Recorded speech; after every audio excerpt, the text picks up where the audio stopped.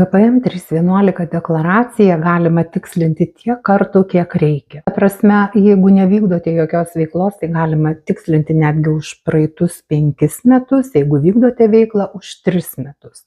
Galioja paskutinė pateikta. Ir jeigu jūs tikslinate deklaraciją, kaip ir šiuo atveju žmogus nori visgi įvesti investicinę sąskaitą į deklaraciją, ir tai, kad ten matosi mokėtinas PSD ar ten GPM-as, tai GPM-as bus pagal paskutinę pateiktą deklaraciją, o PSD ir VSD čia jau yra sodros daržas. Ir jeigu jau tos įmokos yra sumokėtos, jų antrą kartą tikrai nereikės mokėti.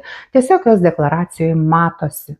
Taip, kad nereikia bijoti tikslinti, jeigu, aišku, atsiranda gyventojų pajamų mokestis, papildomai dar kažkokią sumą sumokėti, tai teks primokėti, gal net ir grąžintinas gali atsirasti, priklausomai nuo to, kokiu tikslu yra tikslinama deklaracija. Taip, kad nebijokite tikslinti, nebijokite daryti veiksmų, suklysti mes galime kiekvienas ir kiekvienas galime tą savo klaidą ištaisyti.